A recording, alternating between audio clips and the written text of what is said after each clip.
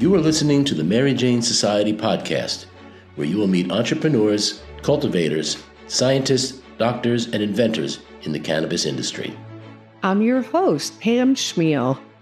Today we're going to learn about a potentially groundbreaking digital platform called the Cancer Playbook that could accelerate cannabis medicine for cancer treatment and redefine how patients, doctors, and researchers approach cancer care. Joining me today is Jamie Bennett, founder and director of operations, and Ryan Castle, director of research at the Cancer Playbook and Whole Health Oncology Institute. In today's episode, we're going to explore how the Playbook empowers patients with tools for symptom tracking, education, and support, how it enhances physician decision-making through patient-reported outcomes, the value of this data in clinical research and drug discovery, and how they're partnering with major research institutions to shape the future of cannabis and cancer care. Let's welcome Jamie Bennett and Ryan Castle. What is the Cancer Playbook? And I guess Jamie and then Ryan, what your roles in this is and in developing this. Yeah. So Cancer Playbook is a tool for cancer patients. You can go there, you can create a custom playbook based off of your different cancer types, your different symptoms that you're having. And what we do is we take patient-reported outcomes and research, and we combine that together to make a playbook for these cancer patients. I am Jamie Bennett. I am co-founder of Cancer Playbook. Jim Garancer is the other co-founder and head visionary for it. That man is on fire for cancer. He has got a 501c3 that he's had for 13 years. All of this started off of his son's story. His son has brain cancer, has had at a very young age, had a really bad surgery. It came back, and he was able to help his son come off of many different medications using FECO and using cannabis oils. So that's where like the heart of this program started for him. For me, when him and I found each other, I have a program in Oklahoma. Well, we have a program now, but we've all accepted it, where we help cancer patients get discounted FECO in exchange for survey data. So what that does for the cancer patient is lets them feel like somebody in the cannabis space cares about their treatment. That is like the number one thing that we get back. Not only do they get a discount and a significant one, we're in touch with them every Friday, and we are able to gather information about their current status this week, their dietary actions, whether they increase their vegetables and stayed away from sugar, their dosing that they took. That's a problem for cancer patients, right? The sugar? Yeah, absolutely. Absolutely. Sugar will feed that cancer. So we make sure to throw that in, not like throw it in their face in a bad way, but just help hold them accountable. Like, hey, did you keep your sugar intake down this week? Because that's important. So those surveys are used and collected. Then they're de-identified and they're put back into the playbook system. So the successes that are coming out of those stories is the data that is being used for the playbook. And I'm going to do a little bit of a short intro into Ryan. Ryan works with many of our teams. He is our head researcher. And the other half of the playbook is research. So what Ryan shares is the knowledge base behind Cancer Playbook. Ryan, I'll let you do an introduction. Sure. Yeah. So hi, I'm Ryan Castle, and I work with Jamie and Jim, and it's been an amazing journey getting to really explore the world of medical cannabis. My background is in public health research from a systems dynamics perspective, specifically with behavioral medicine and integrative health. So I had always had some exposure to medical cannabis, but it was really after I was starting to work with Jamie and Jim that I really delved into that as a large focus and tried to find out one of the very first things we tried to do was determine what evidence was there in the first place, hard evidence. Where do all the scientists and physicians agree? And it turns out there wasn't really a lot that people had established that they agreed upon. And so that's why we put together what is currently the largest analyzed database on medical cannabis that there currently is. We have a meta-analysis that came out that has over 10,000 studies on medical cannabis that are incorporated into it, which has become it's in the top 0.1% of most read research of the past 10 years. So we're very fortunate that we've been able to tap into something important, and we hope to be able to use that to make Cancer Playbook something that's going to be able to help a lot of people, help a lot of physicians be able to help even more people. And that's where the research and the patient experience, we feel, kind of comes together. I think it's probably, real quick, I think it's probably important to note that the Cancer Playbook is free to cancer patients. We are not a for-profit company. We all have a passion for this and are just here to help. Yeah, I was going to ask, what the business model is and how you support it and things like that. Unfortunately, I have a sister who's in hospice right now for breast cancer. So I've been on that journey for the past couple of years, knowing what, all the things that they're up against, and, how each particular cancer is, very specific, has different side effects and all the different things that they're doing. So the platform is basically works on AI. So it aggregates all this information that you're putting in there. And is that basically how it's working on an AI model? Or? Yes. Well, I'll break that down. First, I'm very sorry that you're dealing with that, and we may have some help for her as far as dealing with symptoms. So what we have on Cancer Playbook, when you go to cancerplaybook.org, the entire page has a ton of education. What we are a collective of, we call them everyday heroes. Your cannabis OGs who have been in this space for 20 years or longer are helping us with this program. So, there are lots of people, as well as we're partners with the Society of Cannabis Clinicians, which they have over 650 cannabis clinicians in their group. And we're also working with the ICR on some projects on our whole health oncology side. So there is some, substantial education that is available. There's also a section called Playbooks. When you click on the link down from that, there are some static playbooks for playbooks that we've already created. But there's also like the key piece on the website is that little bot in the corner that everybody thinks is, for customer service. And that bot that's our AI tool that has been trained with the data, that's been trained with the patient reported outcomes. Any cancer patient can go to that bot and say, hey, I've got breast cancer and I'm dealing with inflammation. What did other patients find helpful?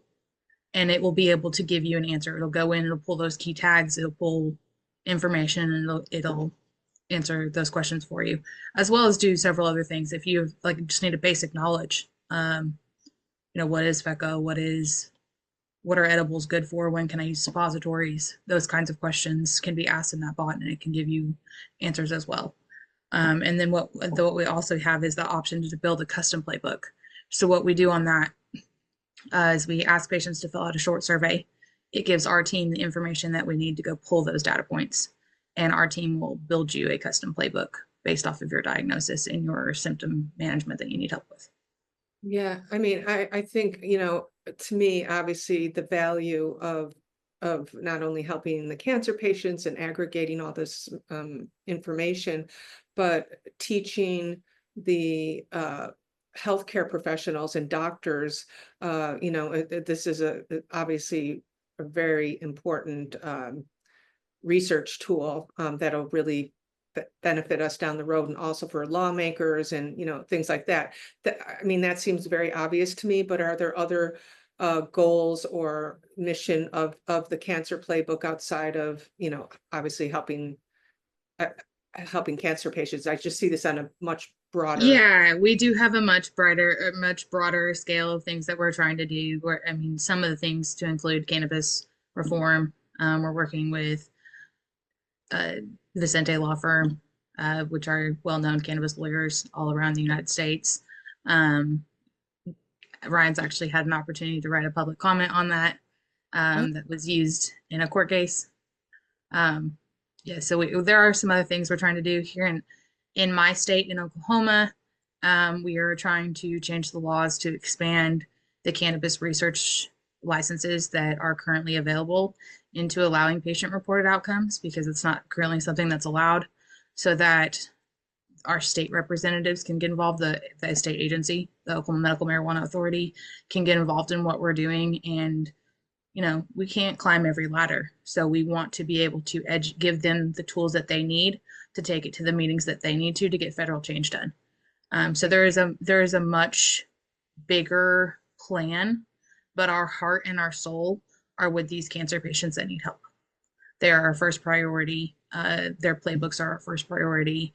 Their success stories, gathering success stories, building a community, that's our first priority. And then anything that we can do with our data afterwards to help the overall, you know, we've got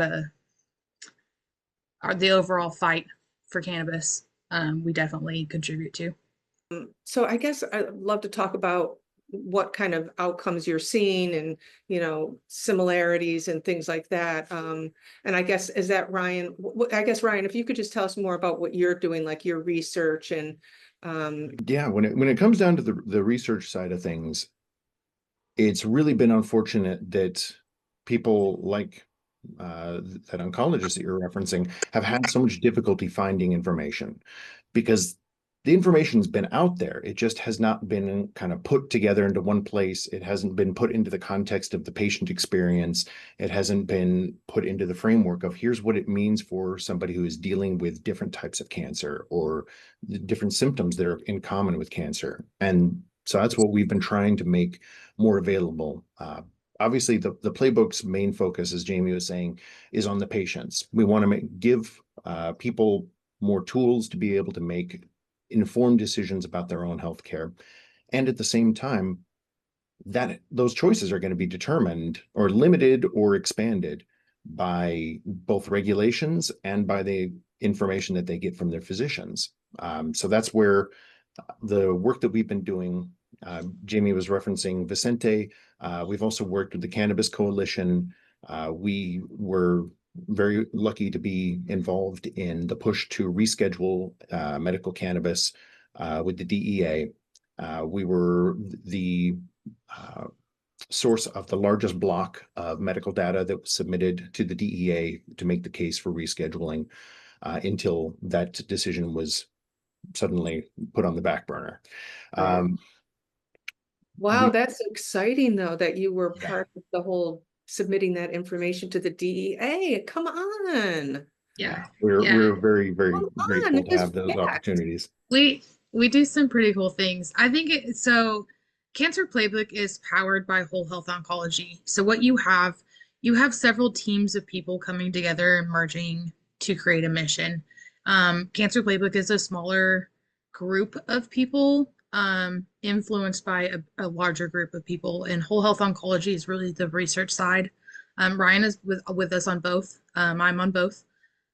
So that's kind of what you see is like the blend of, it's like which part is Whole Health Oncology, and that side is, you know, the reform and fight is more Whole Health Oncology, where Cancer Playbook is more, we're centered on the patient care.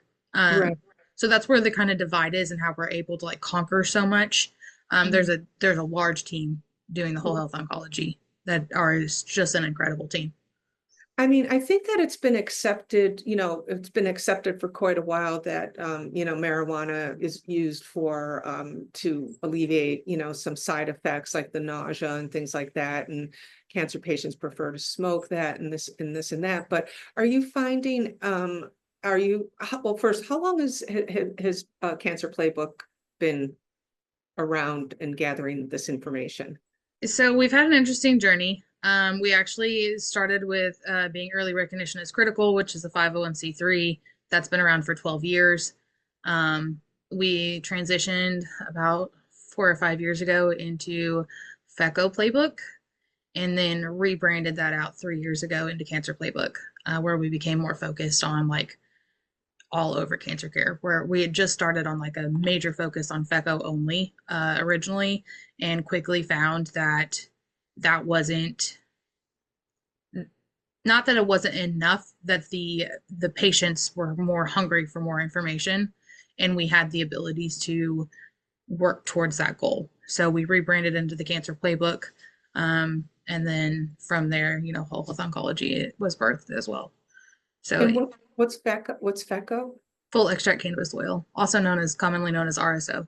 Oh, that's what I thought. Okay, so Yep. you're saying that okay, because I just want to make sure everybody knows what that means. Okay, so you're saying that you previously had not been focusing on the RSO? No, we have been the whole time. It was just solely focused on that. We Yeah. didn't focus on like diet or anything that was like extended where patients, we found these surveys that we were giving these patients were really helping for what the questions we were asking, and we needed to expand it. And that's where Cancer Playbook had, like, the rebrand had happened. Yeah, I mean, I feel like, holistic health approach, even when you're, that ill, makes a big difference in, how you're even feeling Oh yeah. and things like, it's so important that they have that whole picture because it really affects your whole body.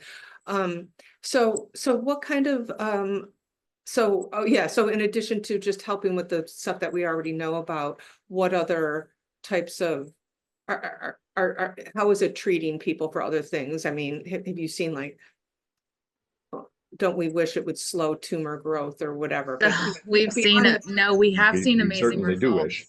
So we had a lung cancer patient on our program for a while, and she had 80% of her lung taken over by a mass, and she did chemo and radiation, and her doctors pre-warned her even with chemo and radiation that mass would never disappear, that they would be fighting it, that the reason we were doing chemo and radiation was so that it didn't spread further into her body, and that was the goal of it. So they were never expecting this mass that was taking over 80% of her lung to disappear. We put she joined our program.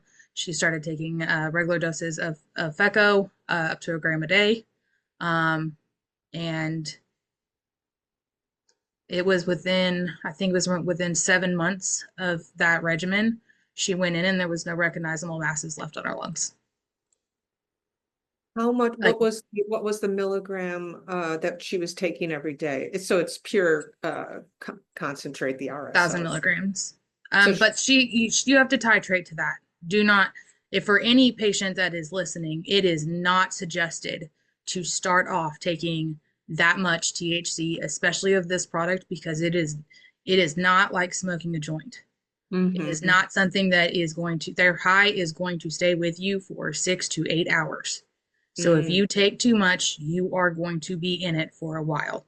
So it's recommended to start with little doses, and what the patient reported outcomes show is what the success is that they take that dose for 4 days and they double it, and they keep doubling it until they get to that dose. So you start off with a little itty bitty, I don't even know, I mean, a little itty bitty dose and work your way up to that.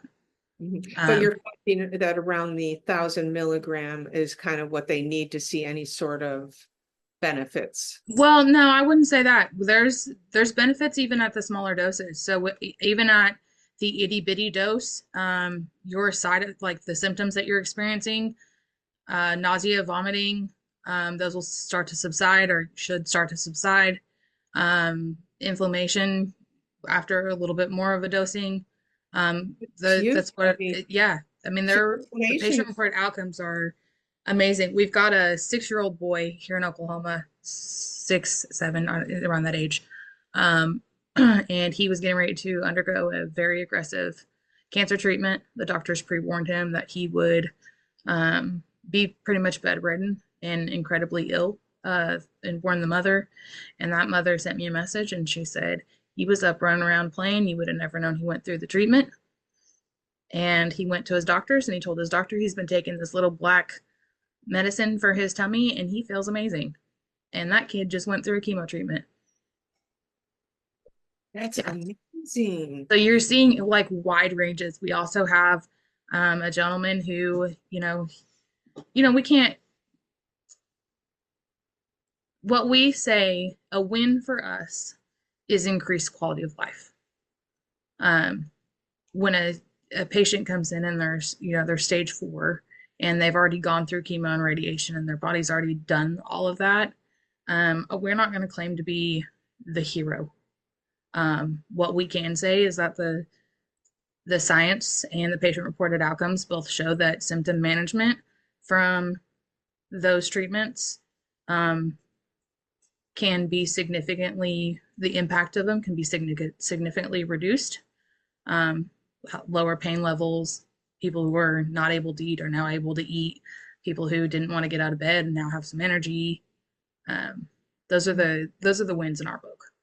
RSO, is that taken alongside with all their other medication that they're on, right? Of course, right. So, and there doesn't seem to be any conflict with mixing these medications with the RSO. I'm going to let Ryan speak on that one. Okay. So I was going to say that's you're getting into my wheelhouse right there. So that's the really interesting thing is when we looked through, like Jamie's been talking about a lot of the patient experiences, and that's the up close and personal folks that we work with. And that's the side of medicine that science too often glosses over. I've been guilty of doing that many times myself. I have an entire wall in my office of people who have dealt with every one of the diseases that I've worked on. I try to put people who have suffered from it up on the wall so I can remember these aren't numbers, these are people. And that's something that the project that Jamie and Jim built does beautifully. And to get to your point, yeah, the data also help support that. The numbers do have a role. The hard numbers, the raw science, looking into all of the medical studies across the board, we found that there was overwhelming consensus supporting the use of medical cannabis within cancer patients in conjunction with their normal care. So not in replacement of it and not reducing the efficacy of it. They actually found with there was over a 140% consensus that medical cannabis actually improved the effects of the cancer care. So when people are going through, whether through chemo or radiation, they found that when they combined medical cannabis with those treatments, that they were having better outcomes than they would have otherwise. Not just for the quality of life, but actually for the cancer itself. And that's something that we were really excited to see in terms of the raw numbers.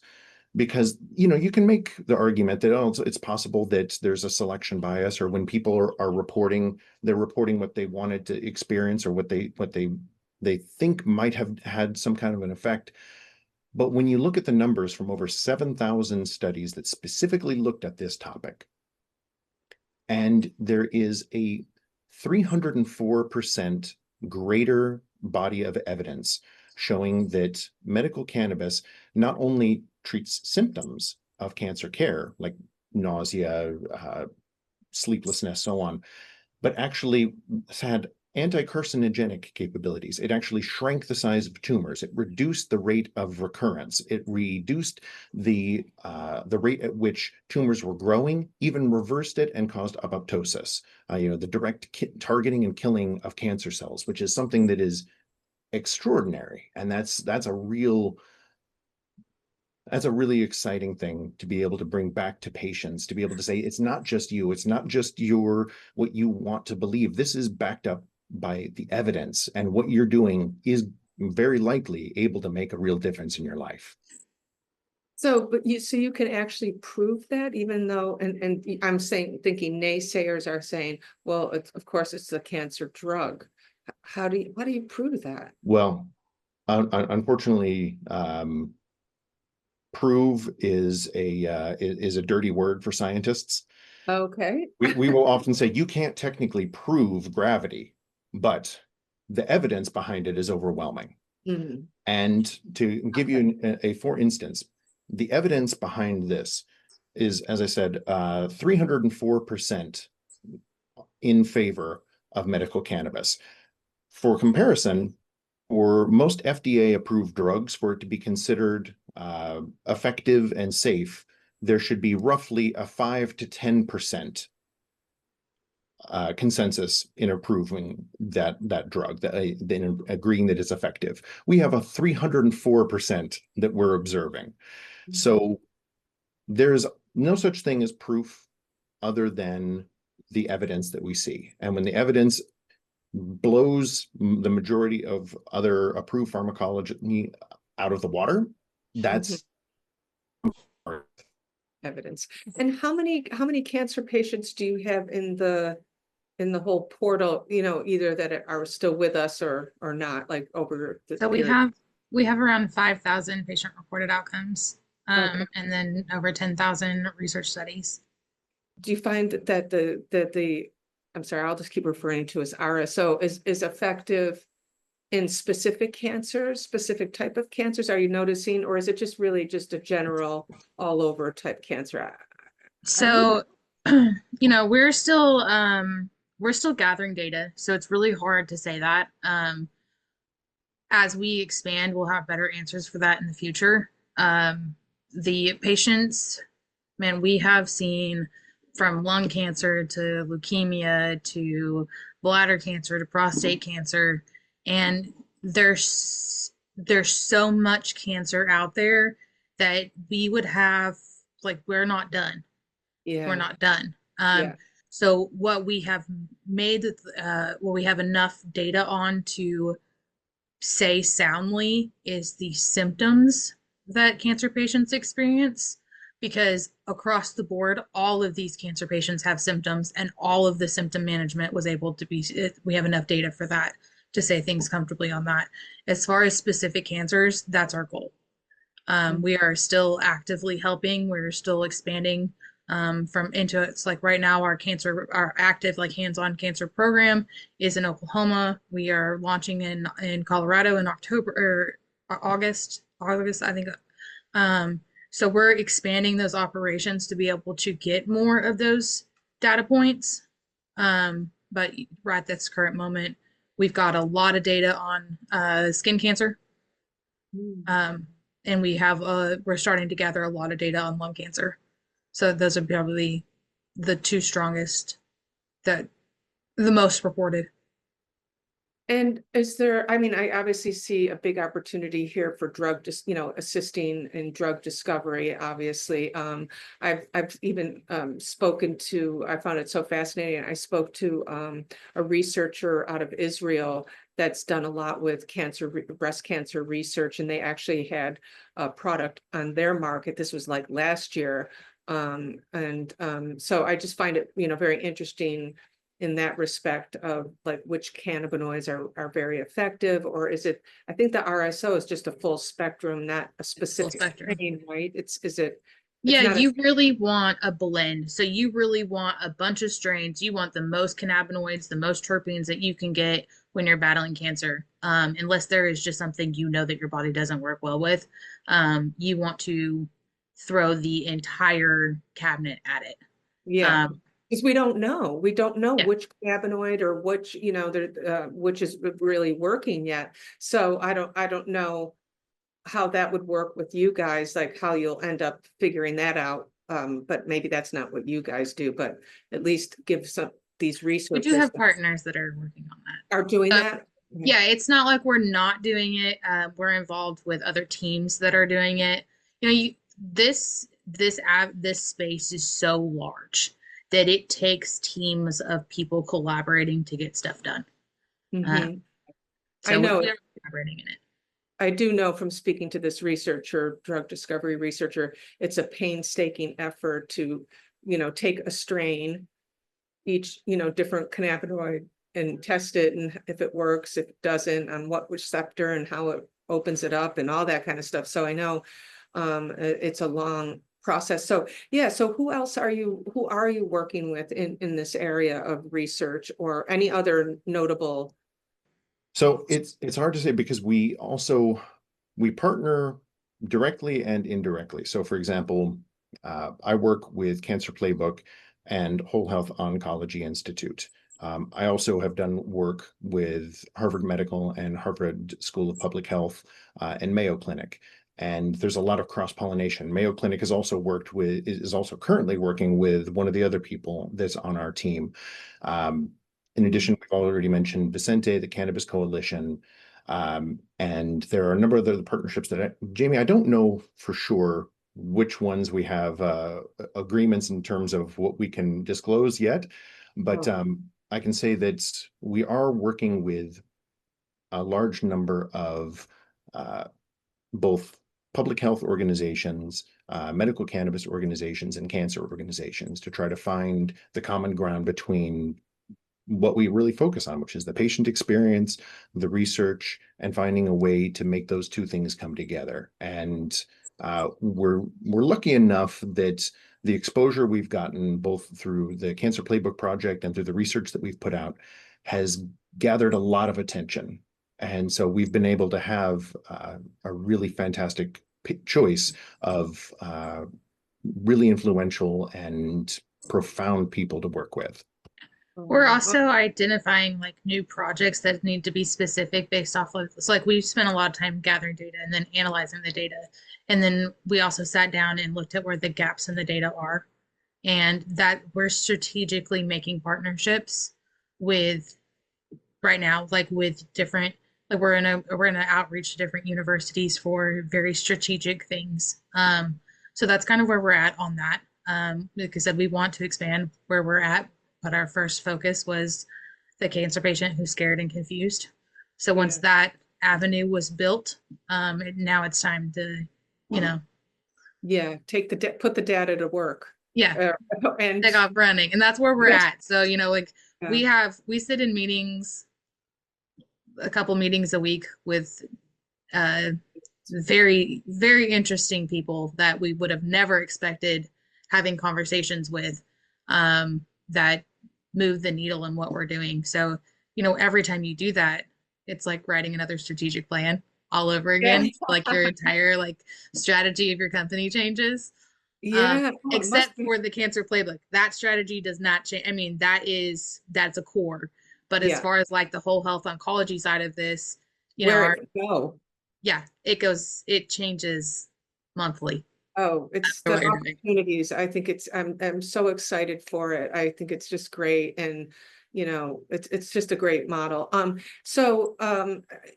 Aside from having been able to get to the DEA, have you had any other interactions with, any government officials that you feel are really listening? Because obviously we all feel like in the cannabis industry, it's so obvious the benefits, but they're not listening. So here in Oklahoma, I have had an amazing response from the senators in Oklahoma. I have been invited back to the Capitol more than once to sit down and have meetings and discussions over how this plant is truly helping medicinally, which has helped influence some of the decisions that these senators are making on their votes.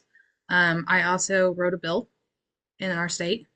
That was a learning project, and it truly was just give us the right to collect patient-reported outcomes on cannabis underneath an OMA license. But being able to do that, to get support, is still an active bill. It'll be heard next session. So we are actively having conversations with our legislators about this bill and why we need it and what we've gathered so far. So there's an active project for us right now. We're actively in at least Oklahoma right now. Yeah. And what about the FDA? It just feels, come on, 2018, we had the Farm Bill. Do you have any insights into that? What's happening with them? The information that we've been getting is both a little frustrating and also at the same time more than a little exciting, because right now it seems like there is a little bit of a balancing act. There is a pretty significant movement within the FDA specifically to try to get cannabis rescheduled, to try to make medical cannabis something that's regulated, that's something that's available to patients, something that can be explored, which the evidence more than supports. I mean, let alone from a Schedule 1 cannabis, just on the merits of its efficacy and lack of side effects should be Schedule 4, 3 at best, or at worst. But the pushback seems to be coming from DEA in large part because of established traditions and culture issues. But what we find really exciting, or at least I shouldn't say we, what I personally find very exciting, and I think others should as well, is that right now we're at a tipping point. And that means when you're in a system that is at balance, where it's perfectly kind of wiggling both directions, any amount of leverage you can bring can tip the entire system to go one way or the other. Now, we feel like there is enough evidence, and that we've got enough evidence, and we're in touch with enough people who have the ability to leverage that knowledge, that the movement can easily be pushed over. But if we don't push while that wiggle is still in balance, somebody else is going to push the other direction. So we feel like this is a really special time that has a huge amount of opportunity to make a real dramatic shift, because everything, if you look around the country, almost everything is up in the air in terms of the status quo is being questioned at every level. And so that goes for medical cannabis as well. And there's an opportunity to take advantage of that spirit of questioning to try to make some positive change and apply evidence to the real problem. So are you working with anyone on an international level? Because I feel like as far as the cannabis industry globally, Europe has more of the medical mindset, even Australia really, and they're, implementing, more medical grade systems over there and seem to be interested in it. And it's now going through their pharmacies. So you're, educating those doctors more. There's got to be some information that you could even aggregate from those. So just wondering what you're doing on the international level, if you've gotten there yet. We've been in touch with the Australian movement as well. We've coordinated on data sharing with them.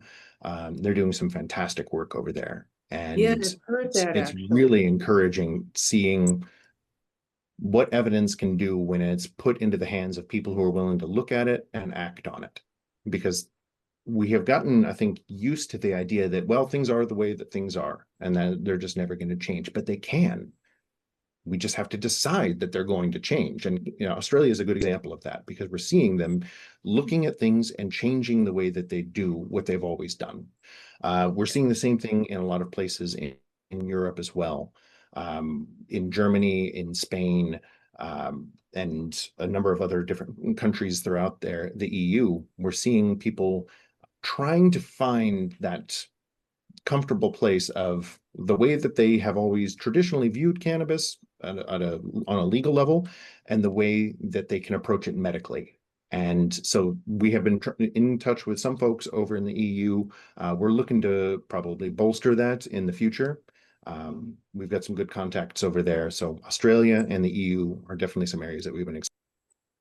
Yeah, because I mean, they're really basing their launch on data. They're really, I mean, part of the pilot programs in Germany, well, and Switzerland too, is there's a requirement that they have to partner with some sort of a research university and collect that data. So I see the EU and Australia a big partnership here, because that's what they're looking for and demanding, and which I wish we were doing here.